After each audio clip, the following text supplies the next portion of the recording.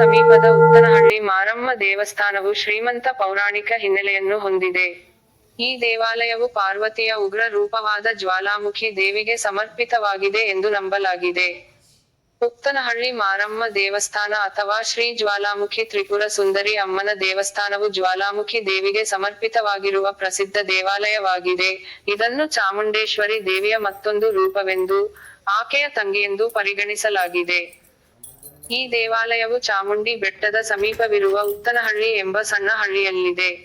ಮೈಸೂರು ಸಮೀಪದ ಉತ್ತನಹಳ್ಳಿ ಮಾರಮ್ಮ ದೇವಸ್ಥಾನವು ಪೌರಾಣಿಕ ಹಿನ್ನೆಲೆಯನ್ನು ಹೊಂದಿದೆ. ಈ ದೇವಾಲಯವು ಜ್ವಾಲಾಮುಖಿ ದೇವಿಗೆ ಸಮರ್ಪಿತವಾಗಿದೆ ಎಂದು ನಂಬಲಾಗಿದೆ. ಇದು ಪಾರ್ವತಿ ದೇವಿಯ ಉಗ್ರ ರೂಪವಾಗಿದೆ.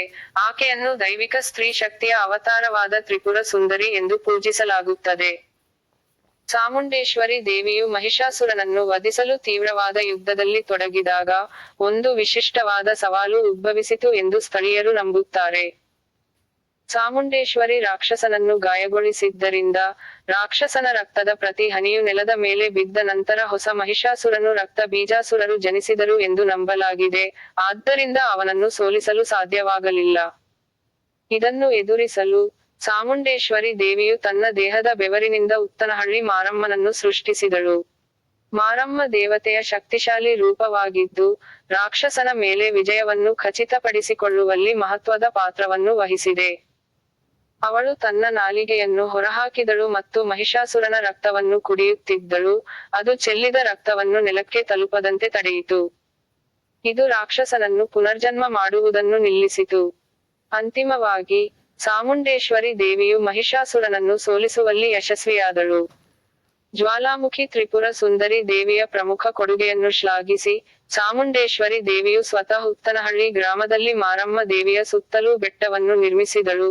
ಚಾಮುಂಡೇಶ್ವರಿ ಇರುವ ಪವಿತ್ರ ಚಾಮುಂಡಿ ಬೆಟ್ಟಗಳನ್ನು ಪ್ರದರ್ಶಿಸುತ್ತಾಳೆ ಎಂದು ನಂಬಲಾಗಿದೆ.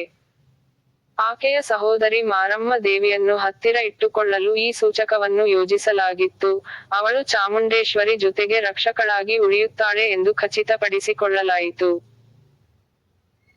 ದೇಗುಲಕ್ಕೆ ಹೋಗುವ 100 ಮೆಟ್ಟಿಲುಗಳನ್ನು ಹತ್ತುವ ಮೂಲಕ ಉತ್ತನಹಳ್ಳಿ ಮಾರಮ್ಮ ದೇವಿಗೆ ಅರ್ಪಿತವಾದ ದೇವಾಲಯವನ್ನು ತಲುಪಬಹುದು.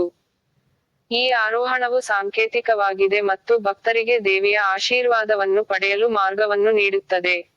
ಪ್ರತಿದಿನ ಹೆಚ್ಚಿನ ಸಂಖ್ಯೆಯ ಜನರು ದೇವರನ್ನು ಮೆಚ್ಚಿಸಲು ಪೂಜೆ ಮಾಡಲು ಈ ಸ್ಥಳಕ್ಕೆ ಭೇಟಿ ನೀಡುತ್ತಾರೆ. ಈ ದೇವಾಲಯವು ಎರಡು ದೇವತೆಗಳ ನಡುವಿನ ದೈವಿಕ ಬಂಧವನ್ನು ಮತ್ತು ಇಡೀ ಪ್ರದೇಶಕ್ಕೆ ಅವರ ಶಾಶ್ವತ ರಕ್ಷಣೆಯನ್ನು ತೋರಿಸುತ್ತದೆ. ಪುರಾಣಗಳಲ್ಲಿ 10ನೇ ಮಂಡಲದಲ್ಲಿ ಬರುವ ಆದಿಶಕ್ತಿ ಎಂಬ ದೇವಿಯ ಉಪಾಸನೆಯು ಋಗ್ವೇದಷ್ಟೇ ಪುರಾತನವಾದದು. ಋಗ್ವೇದದ 10ನೇ ದೇವಿಸೂಕ್ತ ರಾತ್ರಿ ಸೂಕ್ತಗಳು ದೇವಿಯ ಪರವಾಗಿವೆ. ಈ ಸೂಕ್ತಗಳ ಪ್ರಕಾರ ದೇವಿಯು ವಿಶ್ವೇಶ್ವರ ಜಗದಾರ್ತಿ ಉತ್ಪತ್ತಿ ಸ್ಥಿತಿಲಯಗಳಿಗೆ ಕಾರಣಳು, ಎಲ್ಲಾ ಮಂತ್ರಗಳ ಸ್ವರೂಪಳು. ಇವಳೇ ಮಹಾವಿದ್ಯೆಯ ಮಹಾಮೋಹಳೂ ಹೌದು.